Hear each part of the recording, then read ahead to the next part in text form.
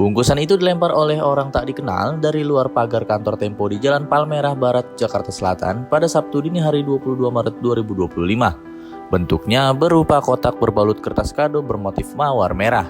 Dari rekaman CCTV terlihat ada benda yang jatuh mengenai mobil sekitar pukul 02:11 waktu Indonesia Barat, kata petugas keamanan PT Tempo Intimedia, Jumadi. Benda itu ditemukan oleh petugas kebersihan sekitar pukul 8 waktu Indonesia Barat. Tak ada tulisan atau tanda-tanda khusus yang terlihat pada kotak tersebut. Ketika dibuka, isinya 6 bangkai tikus dengan kepala terpenggal.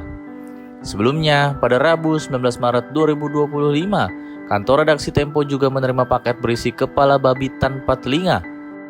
Paket tersebut dikirim oleh kurir yang memakai atribut aplikasi pengiriman barang. Paket ditujukan kepada Francisca Christy Rosana alias Cica, wartawan Des Politik dan host siniar Bocor Alus Politik. Pimpinan redaksi Tempo Setri Yasra mengatakan kiriman bangkai tikus makin memperjelas teror terhadap redaksi Tempo. Apalagi redaksi Tempo juga menerima pesan bernada ancaman di media sosial oleh akun Instagram Dery Noah. Pengendali akun itu menyatakan akan terus pengirim teror sampai mampus kantor kalian, katanya. Selain itu, ia melakukan doxing atau menyebarkan data pribadi Cica. Di antaranya adalah mengunggah foto beserta alamat email Cica. Tempo telah melapor ke Markas Besar Kepolisian Republik Indonesia atas teror yang diterima redaksi tersebut. Paket kepala babi diserahkan kepada polisi sebagai barang bukti. Kepala Biro Penerangan Masyarakat Divisi Humas Polri, Brigadir Jenderal Truno Yudo Wisnu Andiko mengatakan polisi masih melakukan asesmen pengaduan tersebut.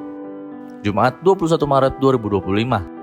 Ketua Aliansi Jurnalis Independen atau AJI Indonesia, Nani Afrida, mengatakan dalam 5 tahun terakhir kekerasan terhadap jurnalis cenderung meningkat.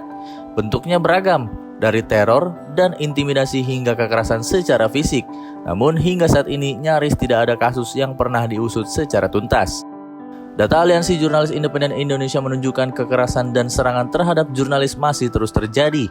Bahkan dalam 5 tahun terakhir ada puluhan hingga ratusan kasus setiap tahun. Contohnya pada 2020 ada 85 kejadian, 2021 48 kejadian, 2022 68 kejadian, 2023 101 kejadian, dan 2024 73 kejadian. Menurut Nani, ada sejumlah faktor yang membuat sebagian besar kasus kekerasan terhadap jurnalis hanya menjadi catatan tanpa penyelesaian. Salah satunya adalah masih kentalnya praktik impunitas yang melekat pada kalangan tertentu.